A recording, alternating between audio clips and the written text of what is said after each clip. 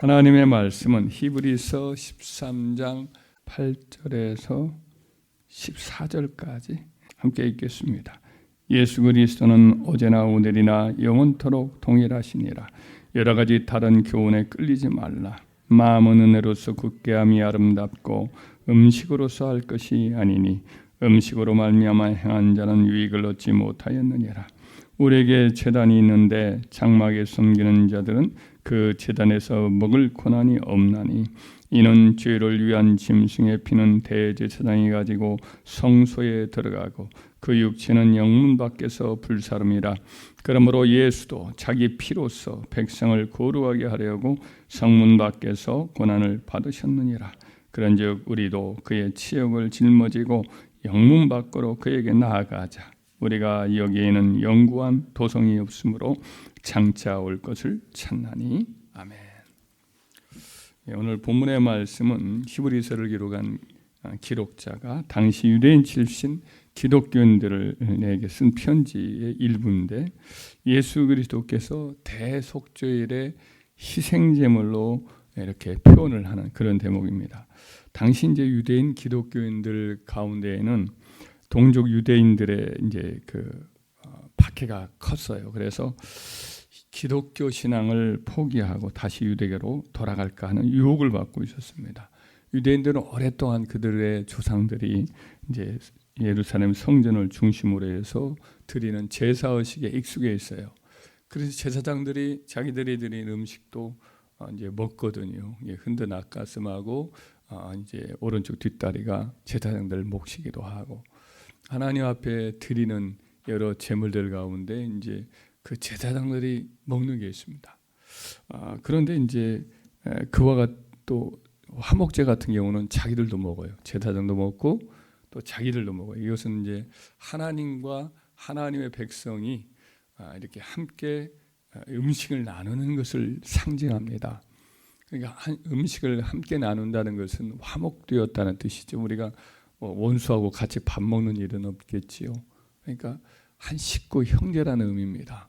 이전에 시내산에서 하나님께서 이스라엘 백성들과 이제 언약을 맺습니다. 그때 백성의 대표들이 하나님 앞에 언약을 맺고 하나님 앞에서 이제 그 음식을 먹거든요. 송아지 드리고 그런 것들을 이제 고기를 같이 음식을 같이 먹어요. 그럼 청명한 하늘이 보이고 하나님이 청명한 하늘 같은 그런 모습으로 보이고, 백성들이 그 앞에서 제사장들이 아론의 그 아들들이라든지 또 장로들이 함께 먹었는데, 이게 이제 화목되었다 이런 의미가 담겨 있는 거예요. 자, 이와 같이 하나님을 대표해서 제사장들이 음식을 백성들과 함께 나누는 것이고, 백성들도 하나님과 함께 나누는 것이기 때문에 음식을 먹는 것이 그런 의미가 있습니다.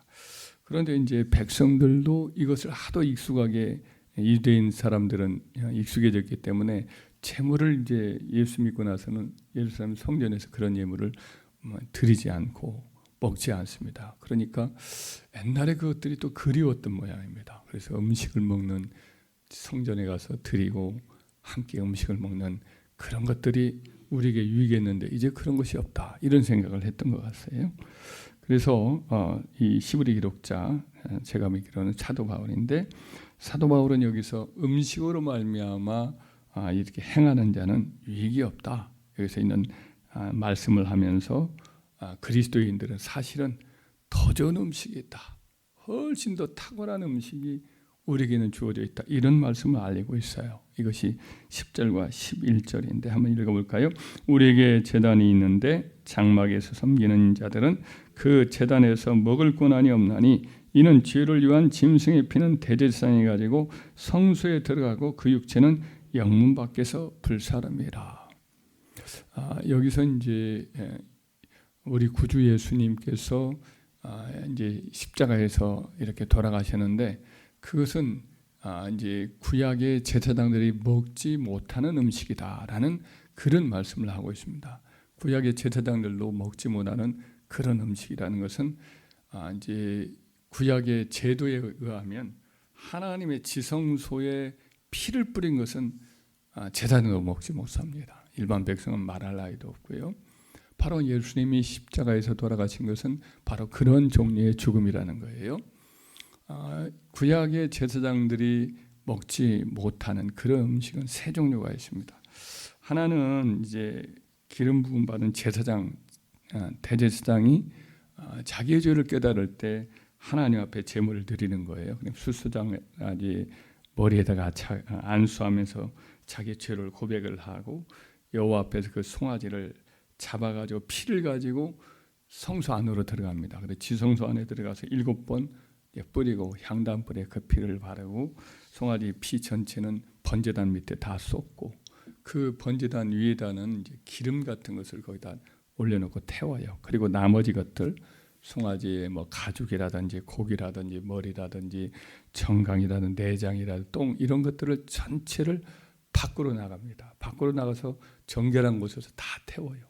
불살라 버려요. 그러니까 이런 것들은 먹지 못해요. 또 한 가지가 있으면 그것은 이스라엘 전체 회중이 하나님께 죄를 범했을 때예요.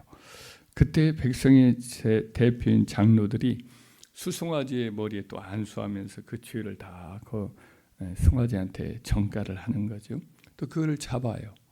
또 피를 가지고 회막에 들어가서 피를 뿌리고 피 전체를 또 번제단 아래에 다 쏟고 그 기름은 제단 위에 불살하고 나머지에 고기라든지 내장이라든지 똥이라든지 뭐 가죽이라든지 이런 것들은 또 밖으로 나가서 또 다 태워요. 이것도 제사장이 먹을 것이 없어요.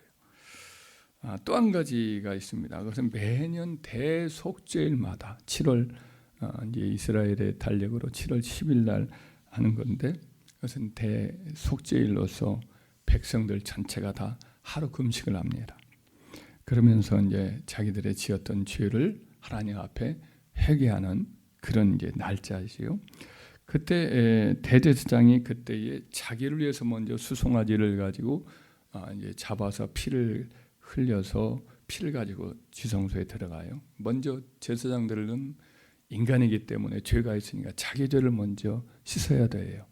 그래서 먼저 자기를 위해서 수송아지를 잡아서 그 피를 다 가져가서 뿌리고 그리고 나오는데 그리고 또 한 가지는 이제 두 개의 염소를 또 지정을 해놔요. 그래서 한 개는 잡아요. 한 마리 수염소는 잡아서 그 피를 이제 잡기 전에 이제 백성들이 대표인 장로가 손을 얹고 죄를 고백하죠. 그 죄를 가지고 또 이제 그 피를 가지고 대제사장에 들어가서 하나님의 지성소에서 그 피를 뿌립니다.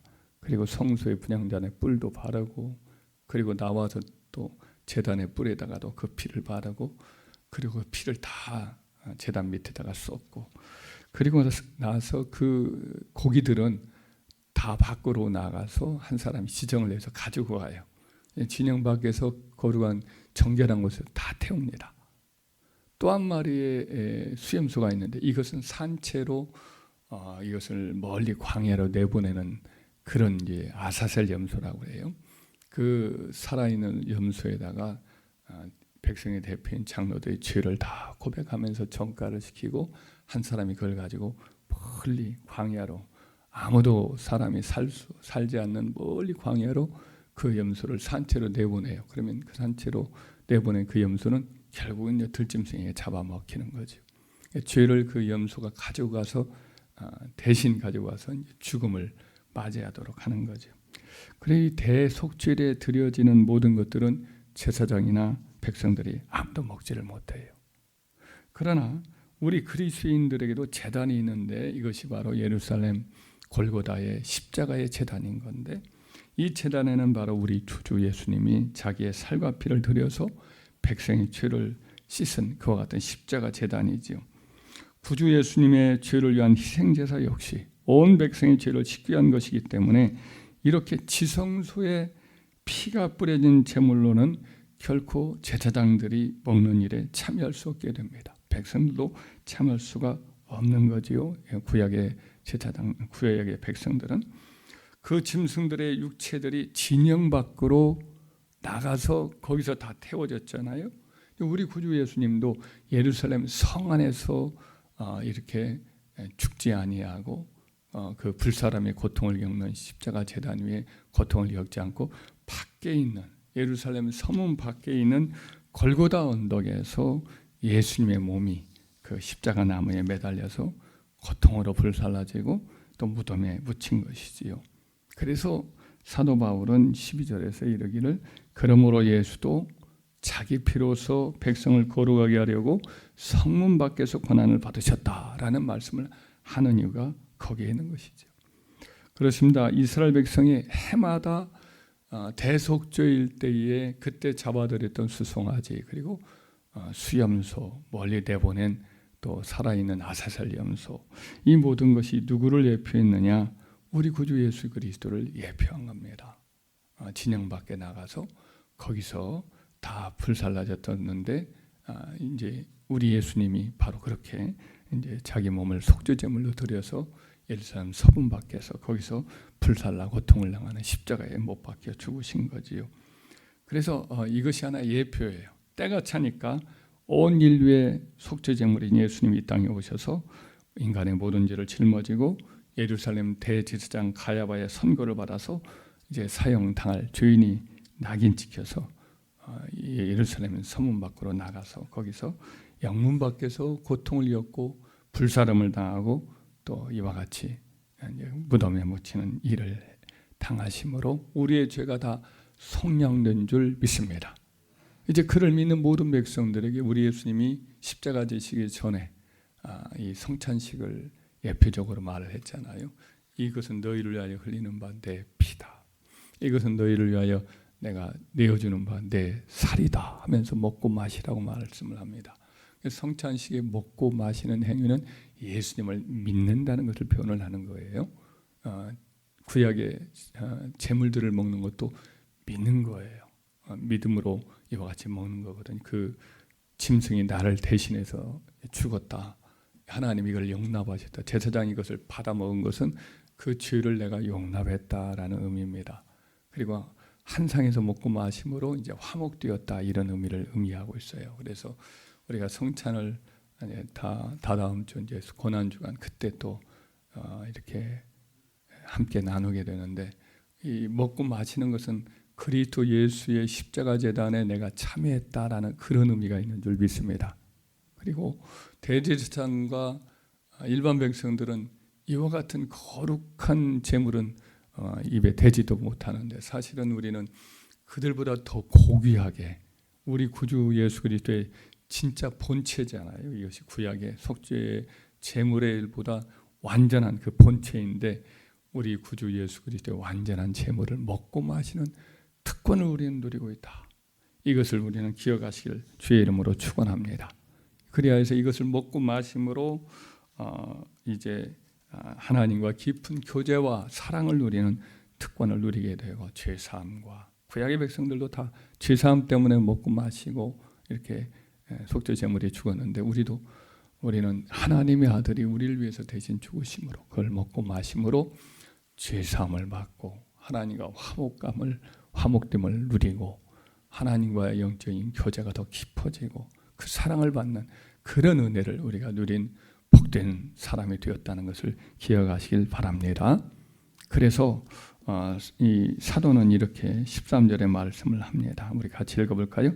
그런즉 우리도 그의 치욕을 짊어지고 영문 밖으로 그에게 나아가자. 당시에 이제 유대인 기독교인들 가운데 이 다시금 이제 예수님을 십자가 못 박에 죽었던 대제사장이 있고 바리새인들이 드글거리고 하나님에 대해서 거부하는 우리 예수님을 십자가 못 박는데 동참하면서 그를 십자가에 못 박으라. 그 죄를 우리와 우리 자손들의 영원히 돌리라고 외쳤던 대부분의 많은 유대인들이 있는 이 예루살렘 성 안에 다시 들어가서 그 성전에서 또 구약 제사를 드리고자 하는 유혹을 받고 있거든요. 그러지 말아라는 거죠. 우리도 우리 주님을 그렇게 십자가에 못 박은 그들과 함께 야합하여서 고난을 피하고 박해를 피하여서 다시금 옛 제도인 이와 같은 성전 제사로 들어가려는 것 이건 참으로 우리 주님의 그 희생 제사를 이 당신의 고귀한 피를 흘린 것을 헛되이 하는 거 아니냐, 그를 배반한 거 아니냐. 그러지 말고 이 예수님께서 영문 밖으로 나가신 것처럼 치욕을 짊어지고 기꺼이 부끄러움 무릅쓰고 우리를 살리려고 이와 같이 십자가 지고 가신 것처럼 우리도 예수 그리스도께서 당하신 그것처럼 우리도 우리 그리스도의 치욕을 짊어지고 영문 밖으로 예수께로 나가자. 그게 당연하지 않겠느냐? 이렇게 이제 권면을 하고 있습니다. 할렐루야. 아멘. 그래서 우리가 이 땅에 살면서 신앙 때문에 모욕도 당하고 고난도 당하고 손해도 당할지언정 그것을 오히려 감사하면서 그 치욕을 우리가 짊어지고 주님의 십자가 밑으로 나아가는 믿음의 사람들이 되길 바랍니다.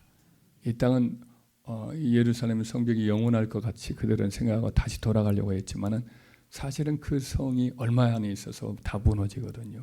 로마 군인들에 의해서 포위당한 지 거기 한 300만 명이 2년 만에 다 죽게 됩니다. 굶어 죽고 또 굶주려 죽고 또 전염병으로 죽고 나중에 로마 병정들에 의해서 사흘 동안에 100만 명이 다 죽어요. 그리고 남은 사람들 또 포로로 끌려가고 고통을 겪습니다. 우리 주님을 십자가에 못 박는 배신을 한 일에 대한 대가를 치른 거거든요. 그래서 이 땅은 다 흔들립니다. 완전하지 않습니다. 우리는 우리 구주 예수님이 이렇게 죄를 씻고 또 부활 승리하심으로 예비하신 영구한 도성을 우리 하나님이 만들어 놓으신 줄 믿습니다. 그래서 흔들리는 이 지상의 도성을 벗어나서 14절 한번 말씀 읽어보면 같이 읽어봐요. 우리가 여기에는 영구한 도성이 없으므로 장차 올 것을 찾나니 라고 했습니다. 장차 올 것, 다시는 쇠하거나 흔들리지 않는 도성, 영원한 우리 주님이 예비하신 하늘 도성을 우리가 찾으며 그 길로 나아갑시다. 할렐루야. 그러면서 16절, 17절 이런 말씀을 통해서 살아있는 동안에 우리는 힘써 예수의 이름으로 찬송을 드리고 또 힘써 선함과 나눈 일에 힘써라 이런 말씀을 권면하고 있습니다. 다시 한번 우리 고난주간을 맞이하여서 사순절 기간을 맞이하여서 우리 주님이 어떤 분이신가, 구약의 예표는 무엇인가, 또 예수 그리스도를 믿는 신앙의 사람으로 또 어떤 삶을 살아야 할 것인가를 다시금 마음속에 되새기면서 주님을 따라가는 저와 여러분 되기를 주의 이름으로 축원합니다.